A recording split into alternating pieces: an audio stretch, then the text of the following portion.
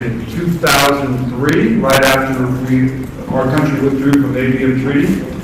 I've been involved with missile defense since 1980. Had some interaction with Dr. Teller, Bill Grant, before the Reagan SDI movement. We are very active in the world. We've advocated missile defense in 47 countries, all 50 of our states. We've been to over 450 missile defense sites and platforms.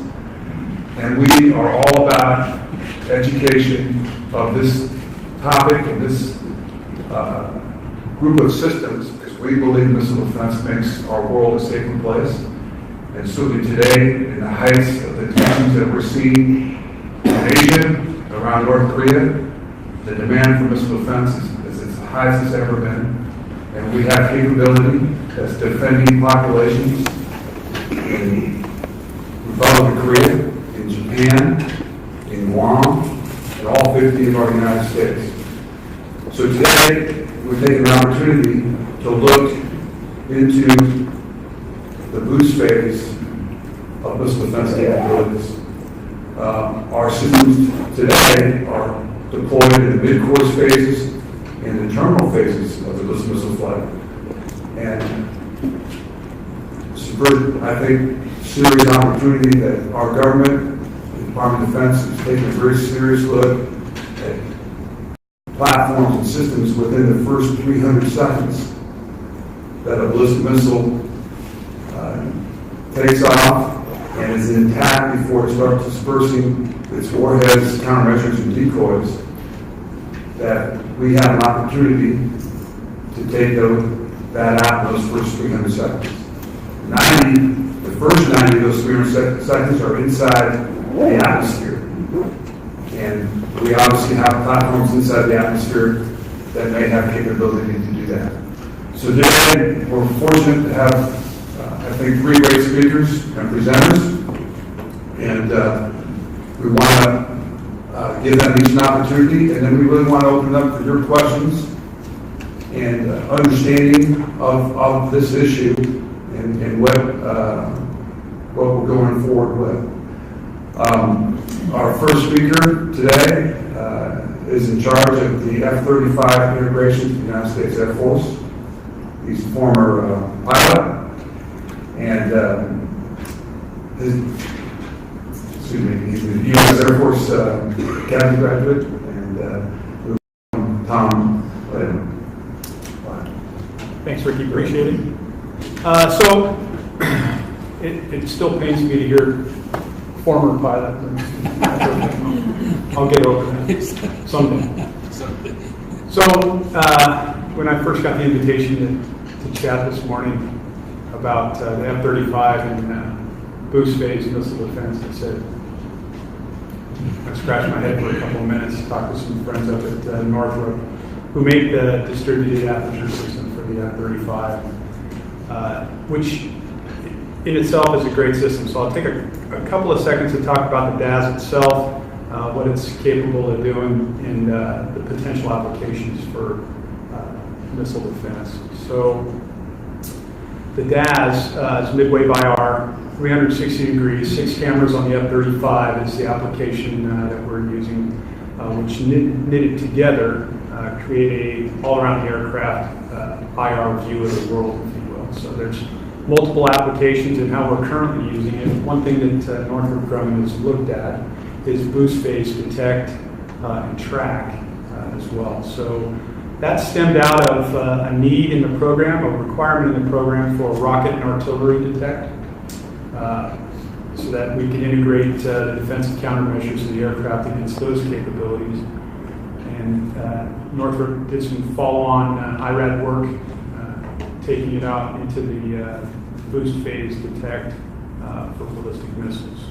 So they actually did an exercise in about 3 years ago, October 2014, with a DAS on a stick, if you will, with the Link 16 capability on the ground in Hawaii, a missile actual launch, and then their avionics test bed airborne also with the DAS, and they were able to detect the launch,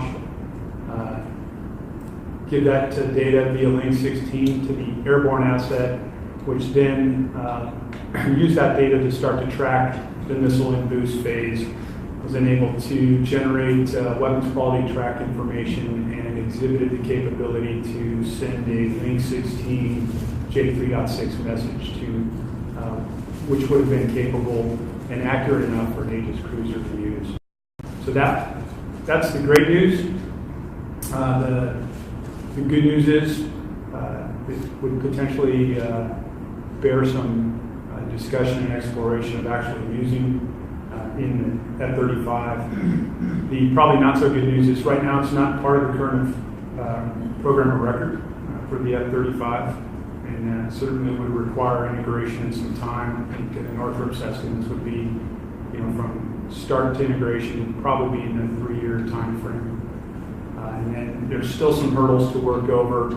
Realize that exercise had a ground-based distributed aperture system near the launch site, which was able to detect launch. Theoretically, you can detect launch airborne, and they've done some studies and tests on that, but that would certainly have to be rounded out. So then if you extrapolate into the future, what you could potentially do with the F-35 and how you would operationally use it, because of that 360-degree nature of the distributed aperture system, you don't always have to be pointed at the potential launch locations. So it's fairly easy at that point to detect launch, start to track a missile, and you pass that off to other shooters. I would say at the tactical unit level, a couple of problems would have to be overcome. Really from an air tasking order, where do you set up caps? How long can you set up those caps for? What's your strategic warning indication that it's time to set up those caps, and what phase of the conflict are you in? And then really at the squadron level, what is the training plan? So missile defense isn't currently part of the F-35 primary missions, so you would have to add that to squadron's missions. They would have to train to that capability. And granted, it's probably not a huge training burden, but it would take away from other missions. Find the CFAC and the AOR, I would also have to make a decision to have F-35s in a cap, looking for missile launches, vice, stomping down the door and going into the country of choice to actually perform some of that deep strike missions that really is the bread and butter for the F-35. So it's an interesting playoff. Do you use that capability in more of a standoff role, in a defensive role, or are you able to do that and then move forward into a strike role, perhaps even at the point of impact? So the other interesting piece that came out of Northrop Grumman's involvement in that exercise was actual point of launch and point of impact estimates that were fairly close, so you could potentially determine point of launch and then go after that with either those same assets, if it's close enough, or other assets. So a lot of interesting questions were raised, and still some work to be done to actually bring anything to fruition and just add money. It's probably potentially able to do so. Thanks, Tom. During those 300 seconds, the Missile Defense Agency has done some testing of systems over, I think, the last decade to prove out some of these technologies. We've done from an Aegis platform ship from early ascent with SM-3 capability to an NK, I think an F-15 with ARAM capability, and airborne laser, chemical laser that was done off the 747. None of those programs are programs of record, but the technology has been proven inside those first 90 seconds. So today we have the integrated and probably the best in the world, certainly in the Western world, with the mission to take all the best resources across this country, from the labs to the services, to look at applications, to be able to use all those applications to effectively put forward a system or systems at that loose phase technology to develop that. There's no program record today of any loose phase capability, but there is research going forward on that. So today, we're very honored to have the Deputy Director of the Missile Defense Agency, RADM Jon HIll. Thank you, Riki. I think my microphone's on. All right. I was hoping for a green light, but it turns red when it's on. First of all, I'd like to thank Riki for having us here today. Known Riki for a long time. No one's got a bigger heart than Riki, but we actually get past his great personality, his love of the warfighter. He's always honoring our sailors, our airmen, Marines, and soldiers. It is something that we really value. So Riki, thank you for all that you do. He also confessed this morning that he's a grandfather, so his call sign is now Grandpa. And because I'm sitting next to call sign Vulture, which didn't know that. I'm a Global Surface Warfare Officer, so I have no call sign. I have an after-hours call sign, but I'm not going to talk about it. So thanks for having me here. Lieutenant General Reeves, my boss, sends his regards. He would probably start off this conversation talking about the threat. That's always where he starts, because that really does set the requirement. And Riki kind of talked about the threat. Vulture talked about it a little bit, and what we're really trying to go after here in the early phase of flight. But I'm going to kind of just start off by talking about the mission of the Missile Defense Agency. It starts with deploying that layered defense capability. Depending on where you're at, sometimes you think only of Patriot or THAAD or Aegis or ground-based missile defense. That's a layered system, purposefully layered, so that we can take on ballistic missiles in all phases of flight. So within our own mission statement, providing that layered defense in all phases of flight to protect our homeland, protect our allies and our friends, implicit in there is getting to the hardest phase of flight, which is cruise phase. It's a tough one, so I'm going to talk about that here in just a little bit, but I'm going to weave it into the priorities of the director. And but first, I'm going to say a little bit of comments. Sorry. Go ahead.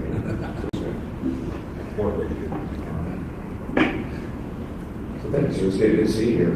So from a priorities perspective, if you were to ask General Reeves what he's worried about, he'll tell you, number one, it's about reliability, right? Building reliability to build the confidence of the warfighter.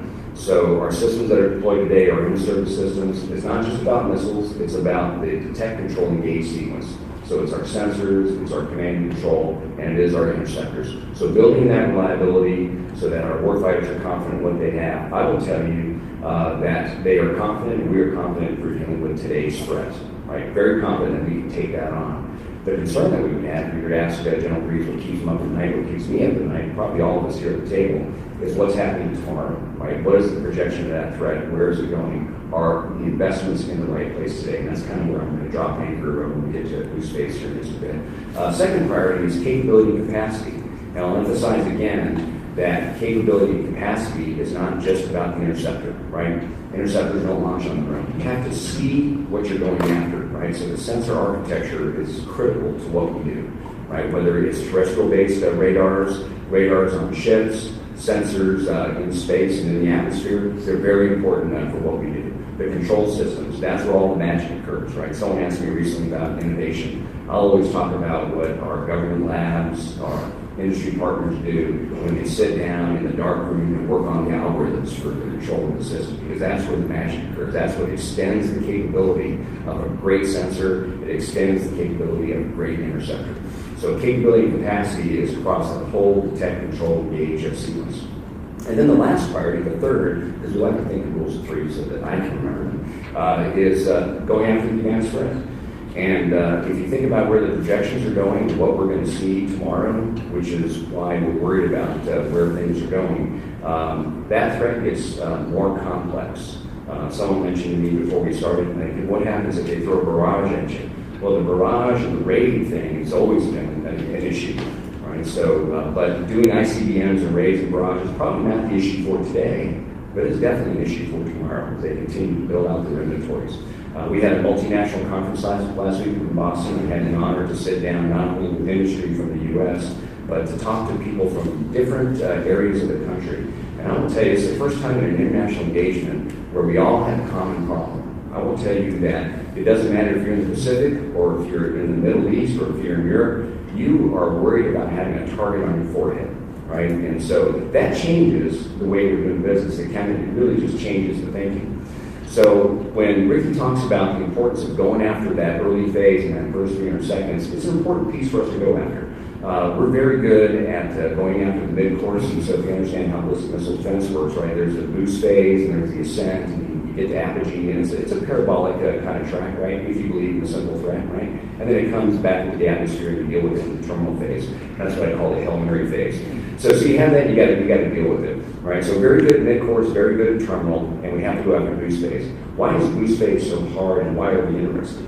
We're interested because we need to change the cost curve. We're well aware of the cost of the systems that we have deployed around the globe today.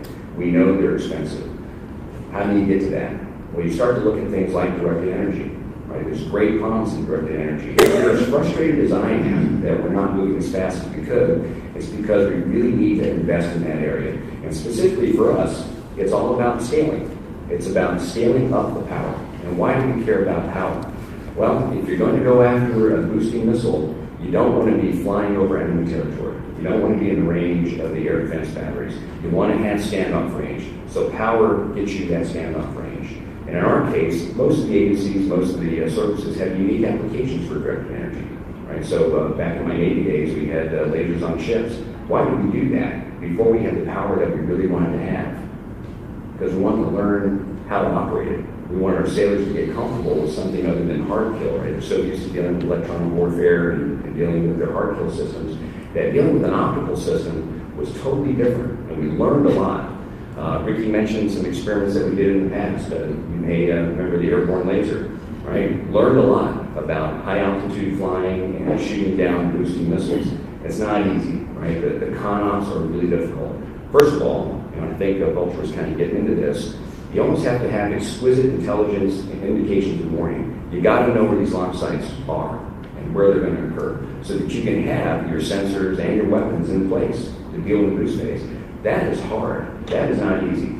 So we're working on the technical side of the Missile Defense Agency. Our combatant commanders and our services are thinking through all of the issues that occur, whether it's the first launch, right, because it doesn't matter where you're at, or if it's after the first launch, right? The actions you take might be different. And that's really an operational question that the forces are dealing with today. But if we can produce the technology, understand it, put the investments in it, and determine whether or not it's feasible to get to a higher power laser at the weight that can be carried by a long endurance aircraft, then we have an option that we can provide the warfighters. And that's really where we're focusing our time, is getting there. So before I turn it over to the Congressman, I'm just going to go back to the importance of the overall kill chain. I want you to think about intelligence, indications, and warning.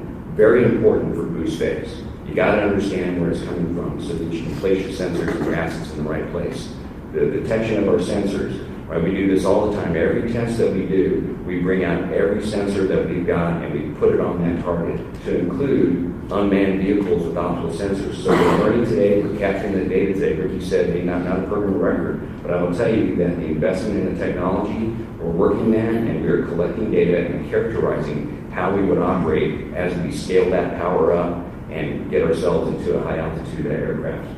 And then you come through the command and control. Command and control, absolutely critical, right? This is where you task your sensors. This is where you do track management. This is where you initialize the weapon. This is when you launch the weapon, you determine the earliest time to launch, latest time to launch. Critical piece, often forgotten. I'm a combat systems guy, so I like to talk about it. And then the interceptor, absolutely critical to have it initialized. It's got to know where it's going. It's got to have the error taken out. It's got to know where it's going, or else it's going to have to really pull some hard G's to get to the target. So all of that full systems thinking is what we're thinking about as we get into boost phase intercept. So thanks for having me here, Riki. Again, congratulations for being a granddad. I love it. It's great. And I can see there's a few of you ate bacon today, so don't get too silly. All right.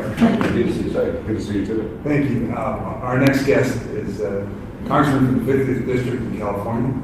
He served 3 terms in the U.S. Marine Artillery, which, there you go.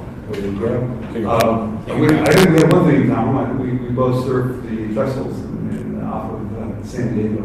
Great guy, and he is one of our emerging leaders in the United States Congress on boost phase, directed energy, and a leader in educating the Congressional members on this importance of this issue. So Duncan, so. Riki, thank you very much. On the People's House, you know, in the other place, we do work and things, and get up early and come talk, and get things done, get it, the House side, better than the Senate side. Okay, back to the minute, all right. So here's what this came up. There's a few places, and I'm happy to talk about direct energy. I'm all for it. In anything that could hit something going up in the air, I'm for it. Iran and North Korea have the same type of, let's call it the same geography, in that Iran's got to launch northwest over Kuwait to get to Europe.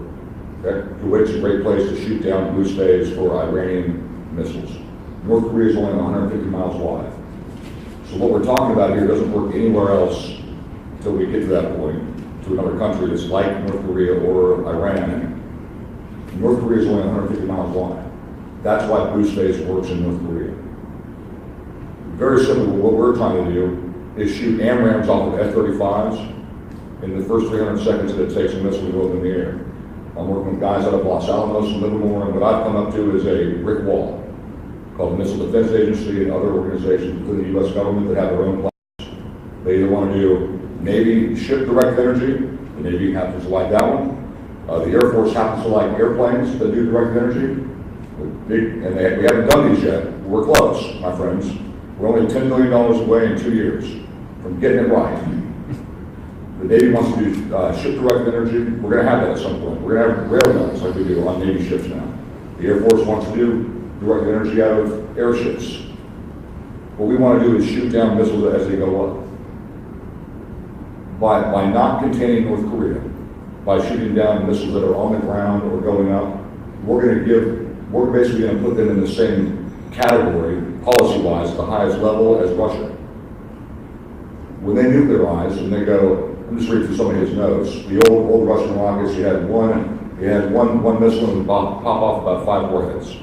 And you don't know which one's real, you don't know which are fake, you don't know what kind of defensive measures those have too. That's why we have mutually assured destruction with Russia. We don't talk about shooting down Russian missiles in blue space. You have mutually assured destruction. You shoot at us, we're going to shoot at you, and we're all dead. China's like that too. We don't talk about shooting down Chinese ICBMs. You shoot at us, we shoot at you, and we're all dead. We're going to let North Korea get into that category of, okay, now that you have them, you have too many for us to shoot down, and you shoot at us, we shoot at you, and we're all dead. The point of boost phase shoot downs is to contain North Korea, specifically in this case, so that we don't get to that point. So that you stay in the conventional warfare category and you don't go into the nuclear warfare category. By hitting them and cutting them off at the legs, and we'll get into the technicalities here, but by cutting off North Korea at the legs and making the rocket basically fall down on Kim Jong-un's head, as General Hyten puts it, would really discourage them from even testing, let alone shooting missiles at people, but even testing them. So here's what's easy about this. And by the way, I've got all the math for this. It's all open source based off things you can get off of James. I've had there's guys in Livermore and Los Alamos that came to me and said, we have it figured out, we have the math. You can use an F-35 with AMRAAMs to shoot down ballistic missiles. It's that simple. An ICBM coming off, whether you get cloud cover or not, is like an act of God. An ICBM igniting and shooting off into space, like an act of God from space. You can see it from anywhere. You can be halfway around the globe in a satellite and still see an ICBM taking off. You know that they're shooting. North Korea won't shoot west because they can't hit us if it goes west.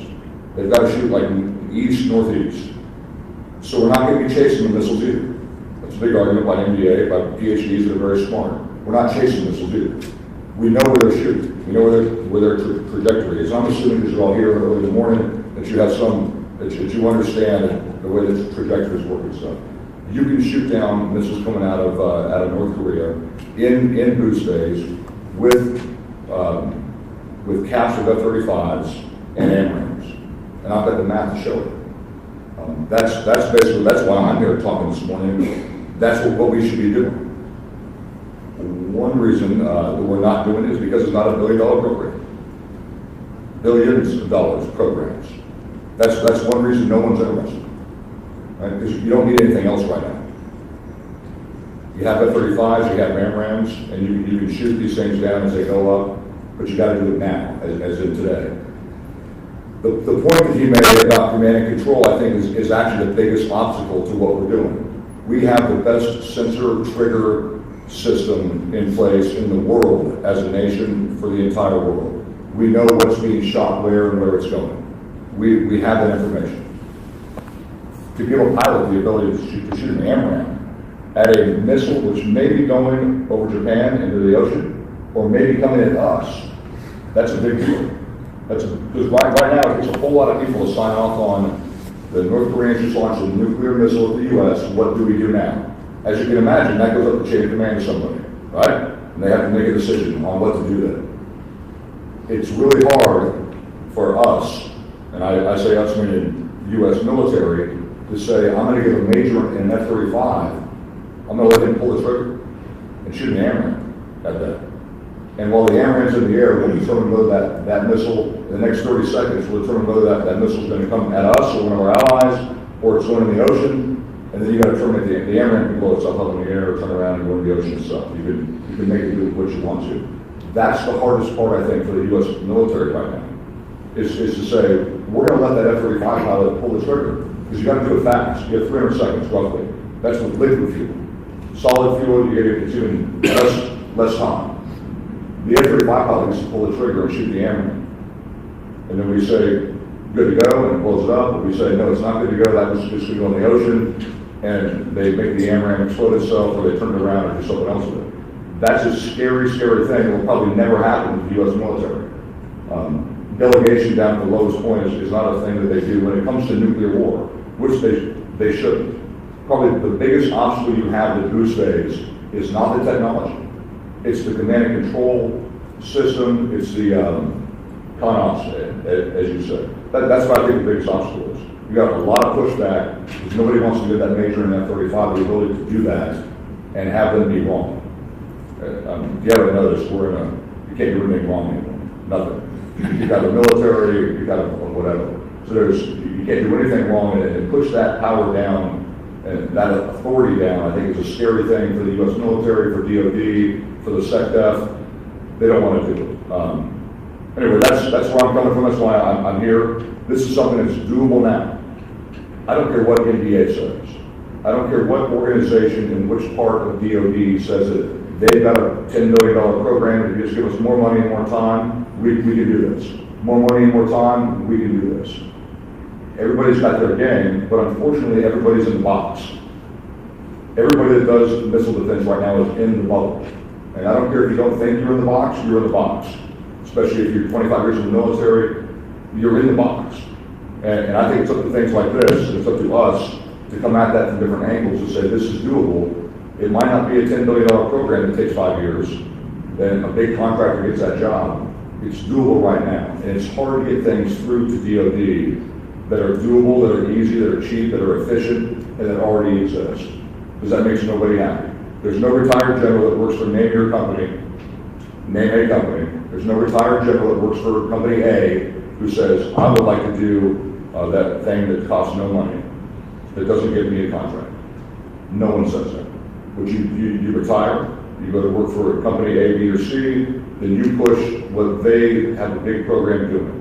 And that's a problem here. That has stopped us from doing goose phase shoot down and really focusing on the reality of now and the art of the possible, which we could do right now, shooting down these missiles.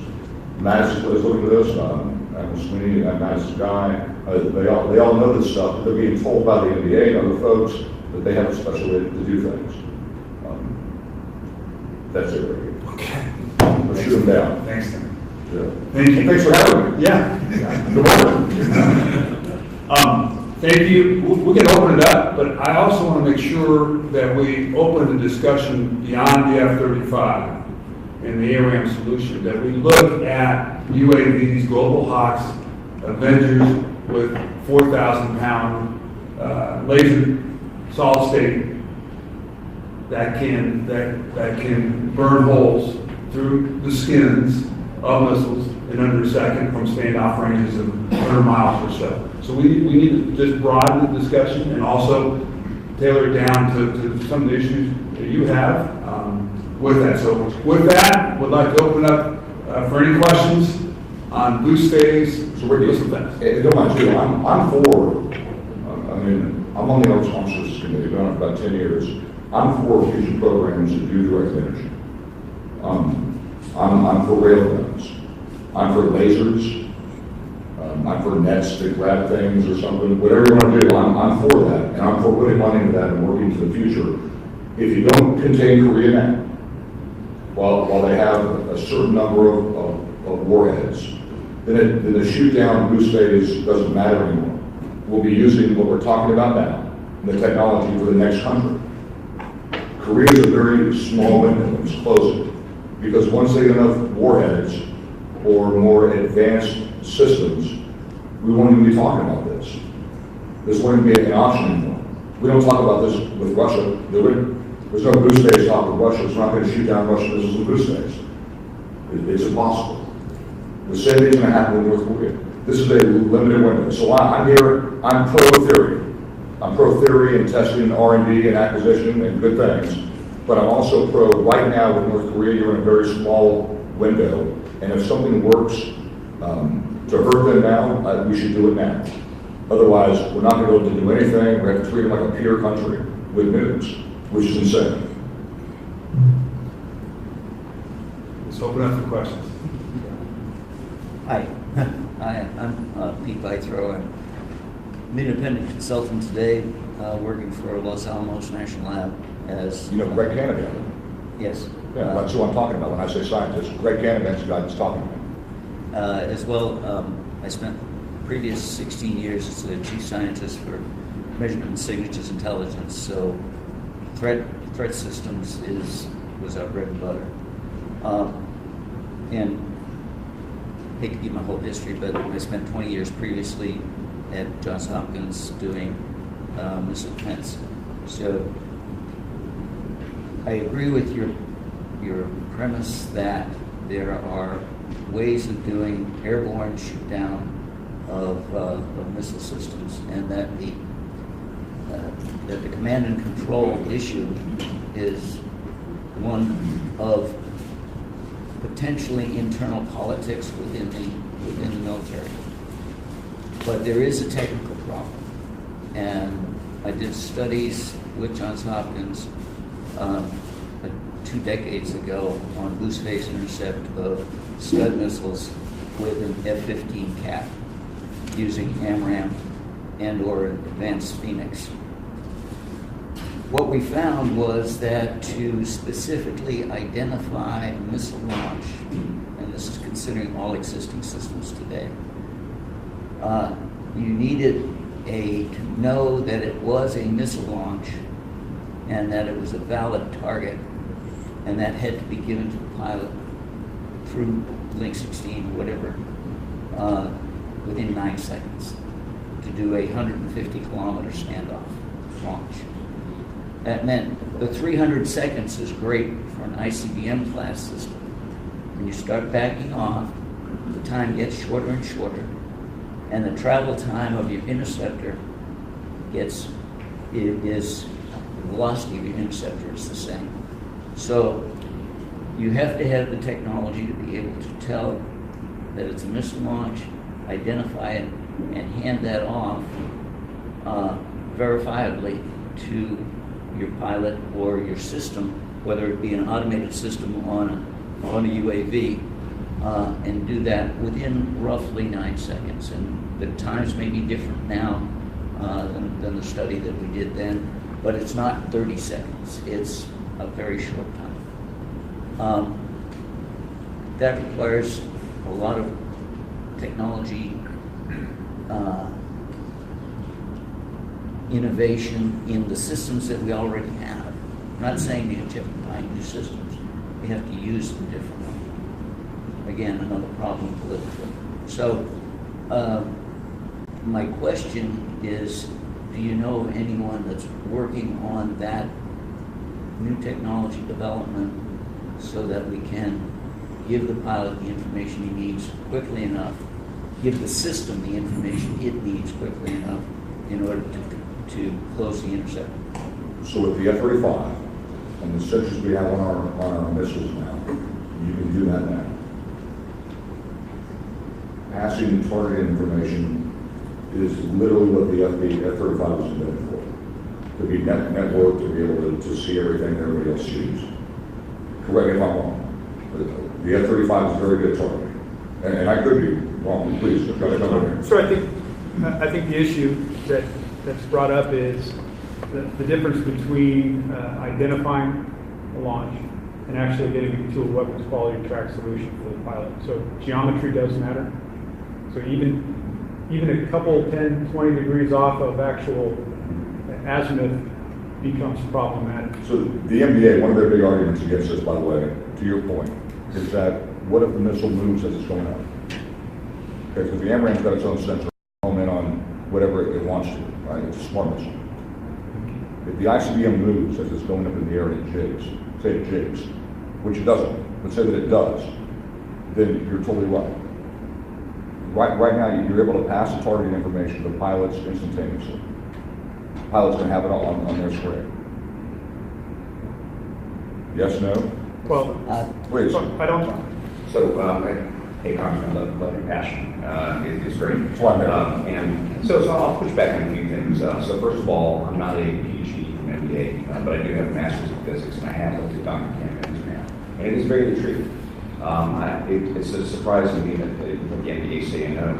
We're looking at a range of options, and I tell you, the aircraft launch of missiles is not on the table for us, and it's certainly being considered as part of the ballistic missile defense review that's in place right now. We have gone through, and I've personally gone through and walked through the equations that Dr. Cannon has laid down. And I'll tell you, there's a lot of assumptions in there, and they're not all bad. They're good assumptions in there. But I always worry about, again, that exquisite indications of warning. If you just look at, you see out in the white news, white press today, launch sites vary. Right? So are you going to have the aircraft in the right position to do that? That's a pretty short range missile.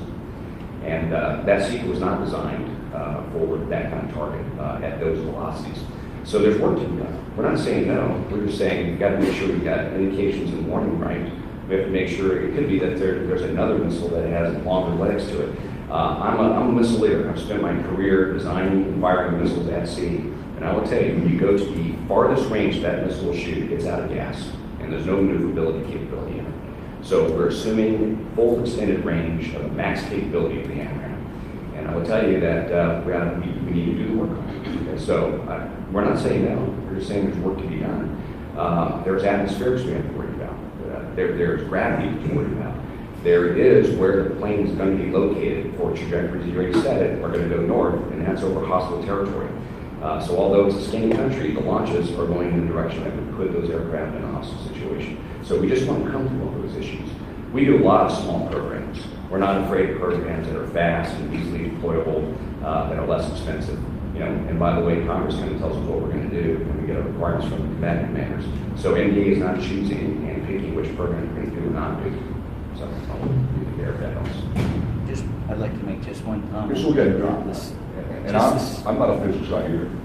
All that I know is from reading your guys' You can be a geek like me. I was in computer science information systems, like programs, That's good. not the stuff of geometry and science. My comment is that the study that we did in the 90s on airborne intercept was assuming air supremacy over the region. So we could fly anywhere we wanted within the 150 kilometers of the target. So again, I'm coming at this not as somebody who's in the system. And I get all your points. India was not prepared for nuclear. We have been let down tragically by DOD and all of our smart guys that do missile stuff. Because the time is now. And there is no answer now. The answer now is Trump trying to get the Chinese to do nice things for us who don't have to do anything. The MDA did not fix this. They've got multiple programs, they've stopped, they've started. We should have had a solution for this, and we don't. It's time to come at this from a different angle then, and at least try what is possible now. I understand all the different, there's a lot of problems with everything. So when you say this, you're talking about boosting. I'm talking about boosting. Because You wouldn't say that John had confidence in the system to take down what North Korea throws at us today, right? I would say I have confidence in the system for us to shoot down a limited number of ICBMs. Okay, that's fair. I'm with you. I think we need to go after the blue space. You know, it's in our mission set, right? All phases of flight. So we're good at mid-course, we're good at trimodal. So what's going to happen is, once they get more than a limited number of ICBMs, this conversation is done. It means nothing. This is all for fun. We have a window. We weren't ready to take advantage of this window as a nation. And that by itself makes me think that there's something off here. Because, so let's say it takes a new central memory, okay? Let's say it takes a new a new booster or something, right? So let's say this needs a couple of other things. To me, that would have been priority number one. In terms of the Missile Defense Agency, looking at our threats, whether it's Iran or North Korea, who's really and having to do with our peer competitors at the same time, this would have been something where we said, we've got to find a fix for this now. There's not going to be a fix. We're going to wait till North Korea has the ability to outmatch our limited boost space capability. Then we treat them like Russia. We say, you shoot us, we're going to nuke you too. That'll be our policy. We don't want to live in that world either, but I'll say again, our requirements come from the combatant commanders, driven a lot by what the Hill directs us to do. Right? So if there's a priority, there's tons of stuff. There is priority. So you got to read the MDAA. There's tons of sessions of Congress. We talk about this a whole lot in our bill. So we do, but that's not our job. We're doing tax reform. We're doing healthcare. We're doing all kinds of stuff.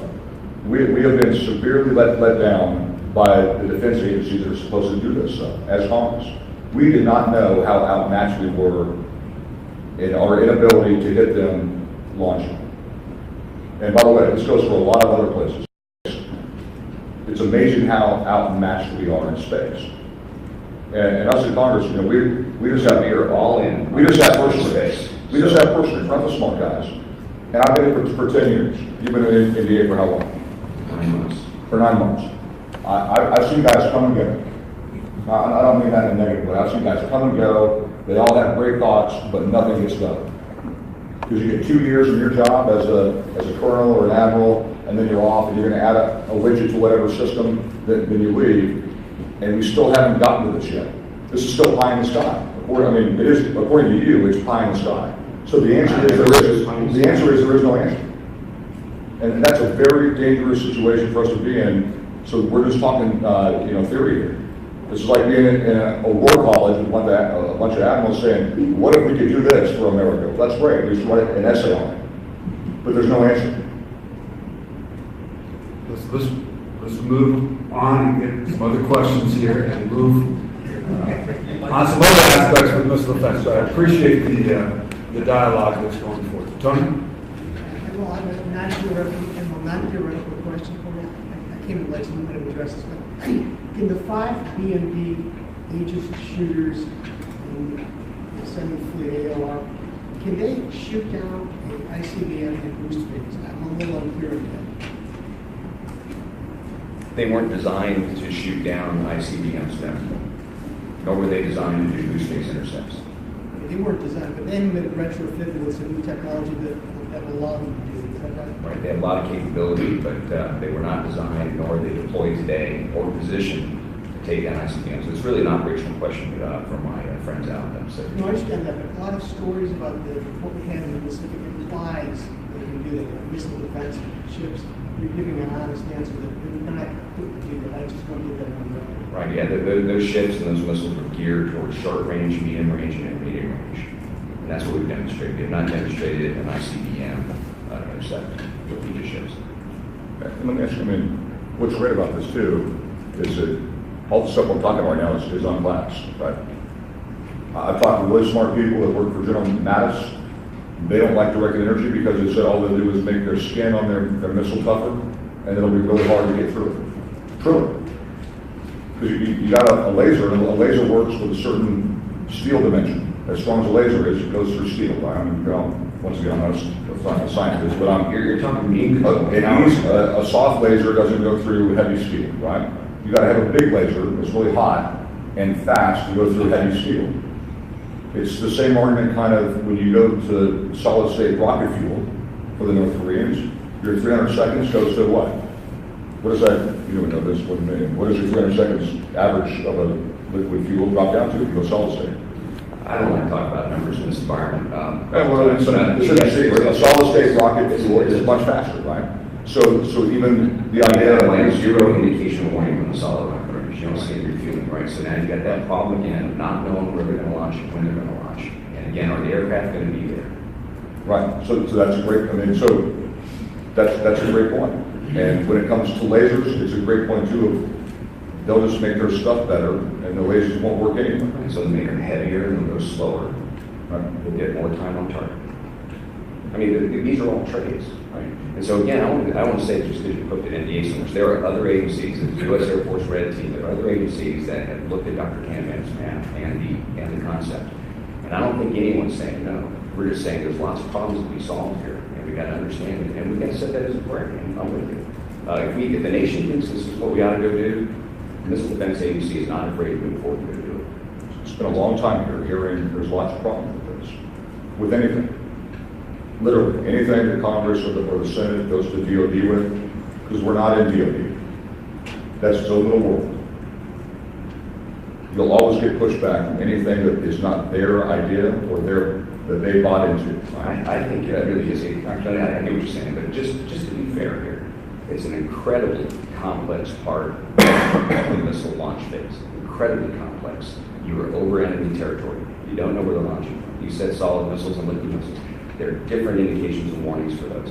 This is not an easy problem, and I don't think there's an easy answer. The answer is right, there is no answer. You know what? Great discussion here because I think we've highlighted something we have. Right? One, the fact is that the North Korea issue has been something across a long time that we haven't addressed, and the time is shrinking. I think in most people's perspective. So I think at that strategic level, reference to policy and getting it, is true. The operational level, how do you work the CONOPS or whatever like that, and then at the tactical level, how do you empower with rules of engagement or understanding the fear of threat? And I think we're kind of talking not past each other, but what the representative is kind of talking about is, hey, how is this Manhattan Project, or how are we going to pull something together when we have a certain window to really think about this? Because having been a planner and stuff that, in the Iraq invasion, had to really work about who's on first and who's the lead from the West to try to defeat the Scud issue and all that kind of stuff.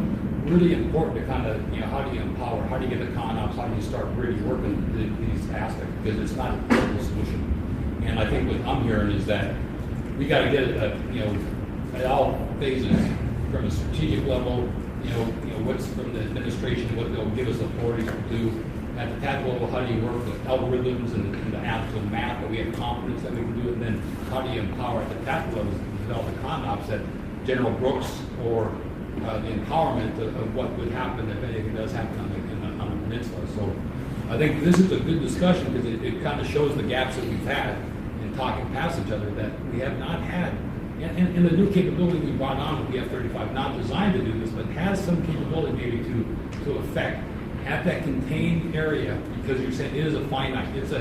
Unlike most times we do global issues, this is a finite math issue too, then how do we come to some solution sets that could give us some capabilities? So I think, so I'm an engineer, right? I try to find what the problem is I'm trying to solve and then go work the solutions for that, right? So if we want to say that the operators in the aircraft are too young, we don't trust them, then that's the issue. That is not the problem to solve, in my opinion, right? We have commanders in charge of destroyers today that have the ability to launch an SM-3 to protect our nation. Right? I'm not worried about that 35-year-old being in command of that ship. I wouldn't worry about the major being in command of releasing weapons on an aircraft.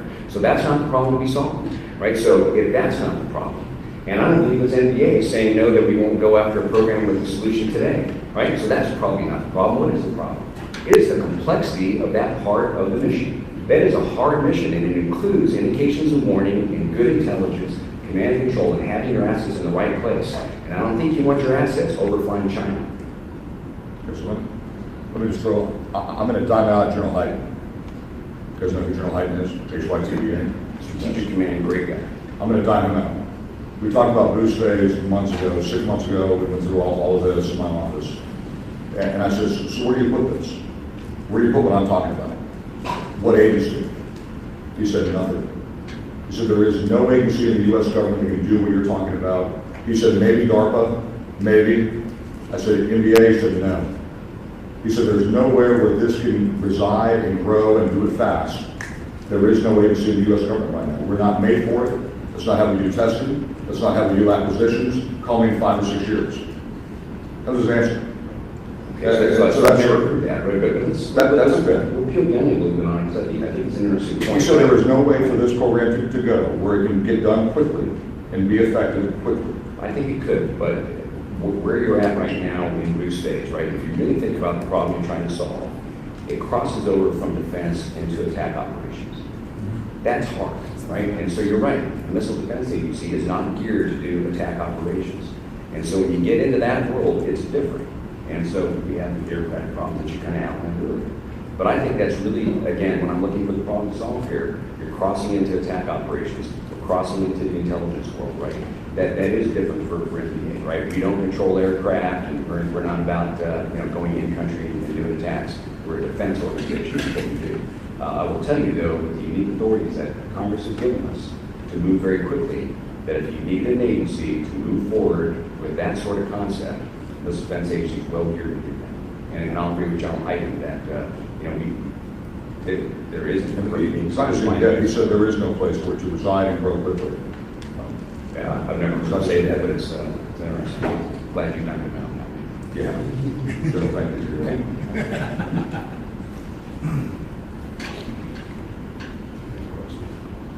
Okay, can I just make another statement? I want to thank the Congressman for his very honest and compassionate view of the world. We were kind of whispering to each other. This is a national conversation that we ought to have. I have the same concern that you have, is that they are going to progress down the path where it's no longer a conversation about a region and containment. It is going to be one of those where they're at the table, right, as a superpower. That is not where we want to be. So, Congressman, thank you. And not only that, I mean, General Mattis, Secretary Mattis said it's unacceptable. It's unacceptable to have a nuclear North Korea, and also found out Secretary Mattis. In his first meeting, first couple of meetings, when he was talking North Korea and missiles, from what I understand, he had one question at the end. Boost things. That was his one question. Okay, so how do we shoot them before they go up? That was it. This is what you have to do to emerging countries. You have to be able to shoot their stuff in. You have to. In countries, nuclear emerging countries that are bad actors. Because you have an option of doing nothing, of shooting them down, or allowing them to become a more proliferated nuclear country. That's it. And I think we're at the stage, if you can't shoot them down, then again, we're talking for fun. We're just here for fun. Because the window is literally a year or two. That's it. I might not be here in a year. You're going to move on to your next thing in a year or two. That this is a small window with an explicit, specific problem. This is not theory talk. This only works for North Korea. It only works for Iran, out of Kuwait, and that's really it. And I think it's hard to shape DoD programs to a specific country when you're talking technology and acquisition and testing. That's really hard. It's easy to do it globally. We need a directed energy weapon. Yes, we do. And we can use that for all kinds of things, right? It's hard for DoD to go, we need something for this problem set, and we're going to get a solution to that. That is difficult for them to do.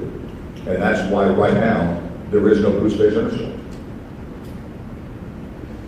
So let's go back and talk about why blue space intercept is important. Right? So we talked about maybe the phases of flight.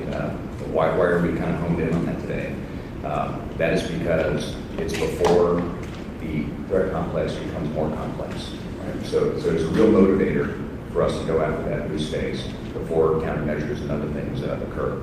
And it's all that heat out, right? So it's coming towards the homeland and taking it out as early as you can. I'm all for that. So again, we're looking at a range of options to deal with that phase. And it is probably the hardest phase of missile defense. Next to terminal. I don't like sitting in the Hail Mary region. So, okay. And by the way, I'm such a hawk on North Korea. I mean, the only reason I think it's a big deal and this is so important, they are the number one existential threat to the U.S. They are. It's just them. No one else is going to shoot news at us. It's just them right now. I think they are the number one threat that we have. We're crazy and could have the ability to hurt us, right? That's why this is important. But again, it's fleeting, right? I mean, this is an answer that we may answer. We're back here next year talking about it. Right? About what the new programs are and how we're going to stop the next North Korea. It'll be too late. But there's no point in the history of our country that this has been forced function on us to deal with. The North Korean crisis is forcing a new way of play. And you got to let go of the past. You got to let go of you're one team. You got to bring all the best resources in here. It's going to force you to challenge yourself to put the best on the field. We've got to do that now. We can't do what we've been doing, as both of you said, over the last decade or 2 decades. We're at a different juncture with the national security of our country and our allies at stake. And we need to do everything we can across the board, across all agencies, across our Congress, to get capability here so we don't have a world war. We don't have what looks like it's going to happen if we don't do this. By the way, the apple's purple. You're purple, right? I have a purple order. You're joint. Yes. You're joint. If you ask the Navy what they want, they'll tell you what they want to shoot down missiles from their ships. You ask the Air Force if that's a good plan, they say no. We're going to shoot down missiles from planes. You ask the Army if those are good plans, and no. The Army wants to shoot down missiles from the ground. That's why this is too hard for the services to do, because everybody's got a stake in the game. I don't care whether you say you're objective as heck, no one's objective. Everybody's got their bubble and their box that they are born and raised in, and it's hard for guys to step outside of that. This is a Secretary of Defense and presidential policy down. They're going to have to make this call. General Mattis will have to make this call, because there's no way to cut across the party lines.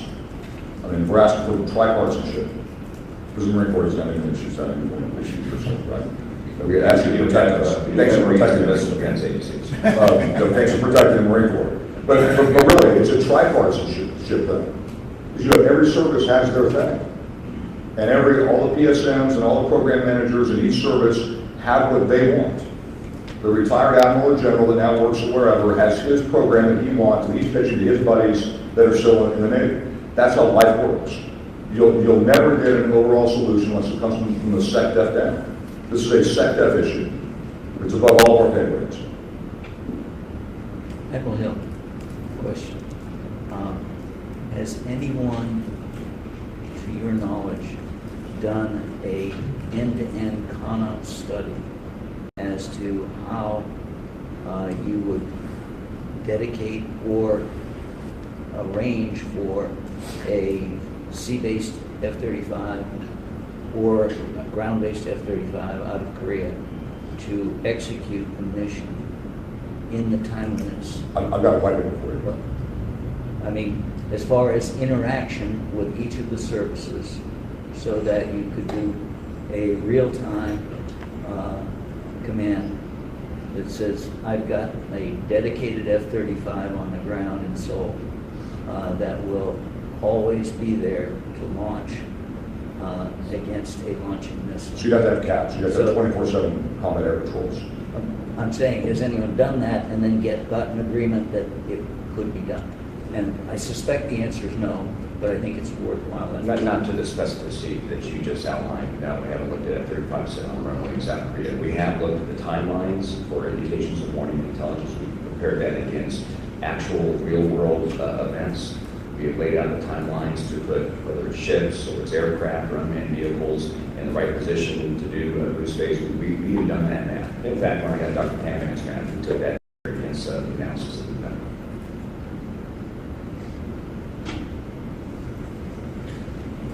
This question is specifically for the Congressman, but anyone can add to the discussion.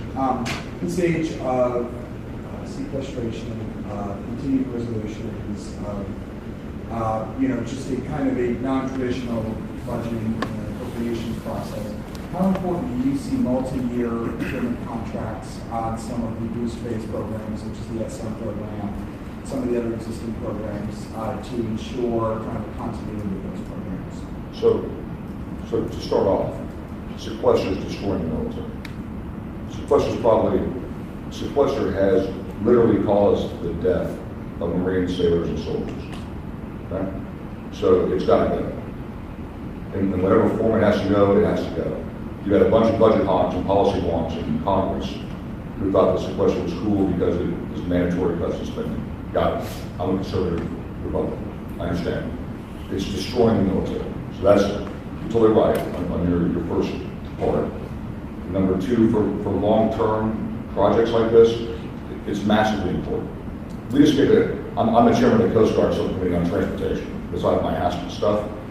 I just gave the Coast Guard multi-year procurement authority and block buy authority last year. It didn't happen. So let's just say they're behind the times. It's massively important because it gives the companies and it gives the government the ability to plan out long, to buy what they need to buy early, to take economies of scale and make a good purchase and actually start a program and finish it. So yes, I guess, and very important. And I think, Jim Mass comes in and says, and he's been doing this for a long time, sequester, Iran. And now it's probably Korea, sequester. Right. I agree with everything Congressman said. I think it stabilizes and it does allow us to draw costs down and get more weapons out to the operator. And I'll tell you too, there was just a little caveat to that, but I'm so early in California time. John Boehner's had an national liability in Politico. So I'll be happy to time out Boehner for a second too. I was six years ago. Boehner sat down with the Armed Services Committee 30 minutes before the Budget Control Act vote and said, "This is for the good of the country.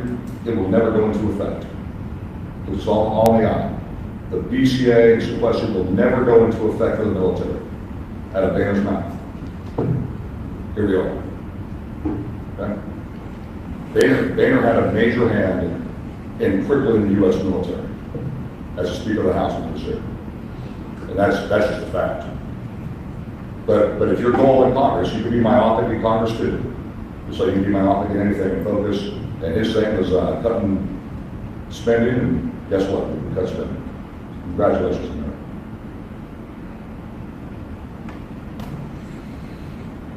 Congressman, this is a follow-up to that.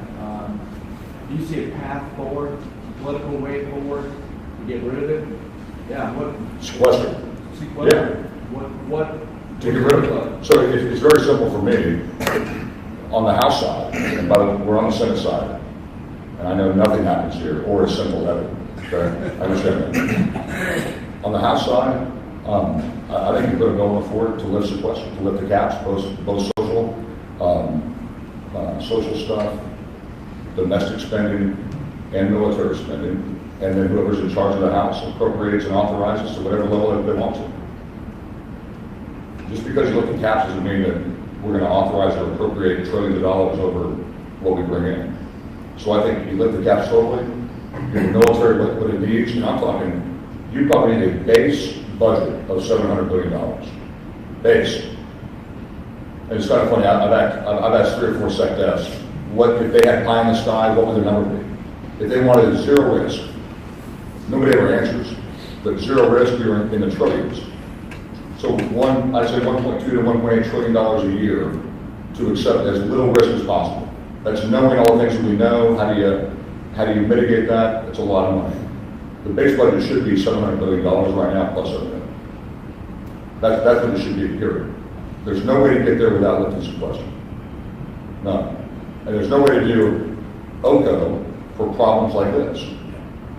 You got to use base budgeting and say, hey, Admiral, here's your money, and here's what we'd like you to work on for a couple of years. Please fix this.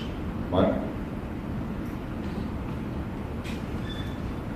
Kind of an obscure question, but since we're talking about cost, Admiral Hill, Dan Wasby from James, can you walk us through the new long-range discrimination radar? Why did MDAA choose to go with an S-band instead of X-band, which is, from what I understand, kind of the gold standard for discrimination? Was that a cost reason or just better for you guys? So that's before my time, but I did watch it closely. Lots of trading between the radar frequencies, what's better. But I grew up in the industry world where over S-band was important for us to see because it was all about volume search. Right, so that same sort of thinking went into long-range discrimination radar. Your ability to do volume search and be less reliant on the queue is why we went with S-band. And the other thing is we had our discrimination algorithms proved out in that frequency-friendly region. So we had high confidence that radar would perform, not relying on overhead queues, can get to the target and get track on it. So it's a little bit of a technical trade, but in terms of its operational capability, very, very confident with the S-band capability and with the algorithms that we had in play. Does that answer the question? Yeah, thank you. I just want to say thanks for asking that. You were ready to answer that. Well, thank you, everybody. I think we're 15 minutes over. Great discussion. Thank you for keeping your candor and Excellent. honesty. Yeah. It's a discussion that we need to have and be public and open about it.